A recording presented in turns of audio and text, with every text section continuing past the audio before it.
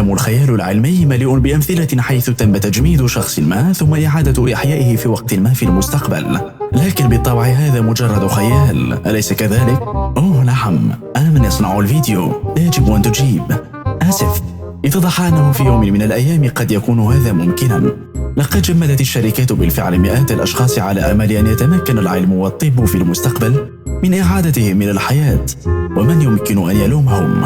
من منا لا يرغب في العيش لفترة أطول أو تجربة شكل الحياة في المستقبل؟ ما لم يكن المستقبل سيئا، لكنني أعتقد أن المستقبل يجب أن يكون جيدا. تسمى هذه الممارسة الحفظ بالتبريد.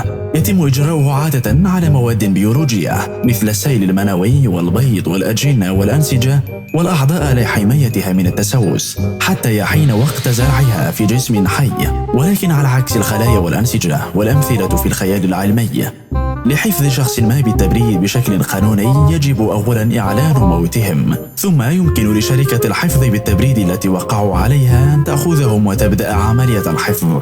ويجب أن يبدأ هذا في أسرع وقت ممكن، لأن الخلايا في جميع أنحاء الجسم ستتوقف عن تلقي الأكسجين وتبدأ في الموت، ويتم ذلك عن طريق تبريد الجسم بسرعة. لا يتم ذلك عن طريق رمي شخص ما في الفريزر، ولكن من خلال عملية تسمى التسجيج، على عكس التجميد حيث يتحول السائل إلى بلوري صلب. أثناء التسجيج يتصلب السائل إلى حالة شبيهة بالزجاج دون أي تكوين للجليد يمكن أن يتلف الأنسجة في الجسم. يتم تحقيق ذلك من خلال سلسلة من الخطوات. بعد التبريد الأولي يتم استبدال الدم بعوامل واقية من التجمد، وتعمل كمضاد لأي نوع من التجمد مما يقلل من درجة تجمد الماء حتى لا يتشكل الجليد داخل الجسم.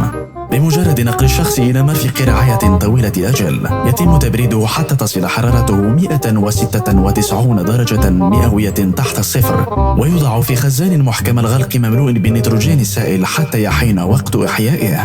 تبلغ تكلفة الحفظ بالتبريد والتخزين طويل الأجل حوالي 200,000 دولار، ويمكن أن تصل إلى 400,000 دولار. ومع ذلك لا يلزم أن يتم الدفع مقابل ذلك في اللحظة التي تقوم فيها بالتسجيل. هناك خطط تأمين على الحياة توفر عقودا من التغطية مقابل 30 دولار فقط في الشهر. لا يزال هناك الكثير من الأشياء المجهولة حول ما سيخبئه المستقبل للأشخاص الذين تم الحفاظ عليهم بالتبريد، مثل كيف ستؤثر عمليات التزجيج والاحترار والإنعاش على أدمغتهم وأجسادهم. حتى الآن لم يتم إحياء أي شخص بعد حفظه بالتبريد، بل وتم وضع إعادة شخص ما من الموت جانبا، لأن العوامل السامة الواقية من التجمد وبلورات الجليد التي يمكن أن تتشكل أثناء الاحتباس الحراري يمكن أن تصيب الجسم بشكل كبير. لذلك بالإضافة إلى إحياء الموتى سيتعين على علماء المستقبل معالجة هذه المخاطر بدقة قبل أن يتمكن أي شخص من العودة إلى الحياة، في حين أننا ما زلنا بعيدين عن هذا الأمر. فقد بدأ العلماء بالفعل في تحديد عوامل واقية من التجمد أفضل وأكثر أماناً، وقد وجدت التجارب الحديثة أن الديدان الأسطوانية يمكن أن تنجو من عمليات الحفظ بالتبريد والاحترار وتنمو لتصبح بالغة وتحتفظ أيضا بذاكرتها طويلة الأمد. لذا في نهاية اليوم ما الذي ستخسره حينما تعرف أنك ستموت بالفعل؟ لذا تقوم بتجربة حالة التجمد ثم تدخل الفراغ، والفراغ بارد جدا، إنه ليس لطيفا. هل تود أن تفعل هذا؟